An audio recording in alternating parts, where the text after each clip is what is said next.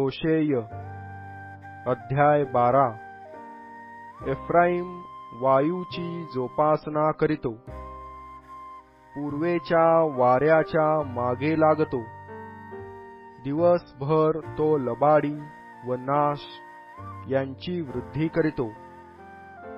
ते अश्शुराबरोबर करार करीतात, मिसर देशास तेल नेतात। परमेश्वराचा यहूदा बरोबर वाद आहे। तो याकोबाला त्याच्या आचरणाप्रमाणे शासन करील, त्याच्या कर्माप्रमाणे तो त्याला प्रतिफळ देईल। गर्भाशयात असता त्याने आपल्या भावाची टाच धरिली।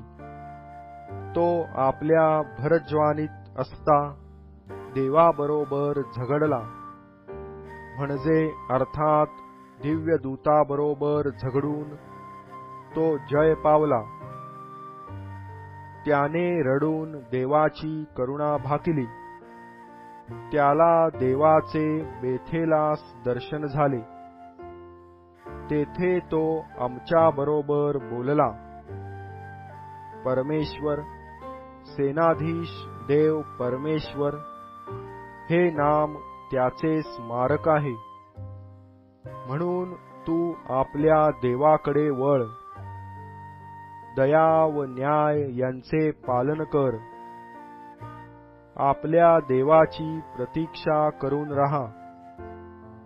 कनानाच्या हाती खोटा ताजवा आहे, जुलूम करणे त्याला आवडते। एफ्राईम म्हणतो, मी खरोखर धनवान झालो आहे, मी संपत्ती मिळविली आहे। पापाचा बट्टा लागेल असा अधर्म माझ्या सर्व कमाईत माझ्या हातून झाला नाही। मिसर देशापासून मी परमेश्वर तुझा देव आहे।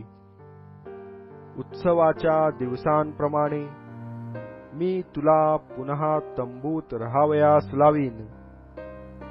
मी संदेष्ट्यांबरोबर बोललो आहे।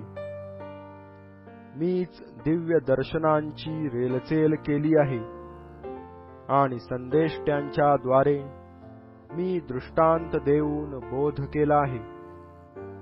गिलाद मूर्तीपूजक बनला आहे ना, तर तो शून्यवत होऊन जाईल। गिलगालात त्यांनी बैल अर्पिले, त्यांच्या वेद्या शेतांच्या तासातील दगडांच्या राशींसारख्या आहेत। याकोब आरामाच्या रानात पळून गेला। इस्रायलाने बायकोसाठी चाकरी केली, बायकोसाठी मेंढरे राखिली। एका संदेष्ट्याच्या हस्ते परमेश्वराने इस्रायलास मिसर देशातून बाहेर आणले। दुसऱ्या संदेष्ट्याच्या हस्ते त्याचे रक्षण करविले। एफ्राईमाने क्रोध अत्यंत चेतविला आहे, त्याचा रक्तपात दोष त्याजवर तसाच राहील। आणि प्रभू त्याने केलेल्या अप्रतिष्ठेचे उसने फेडील।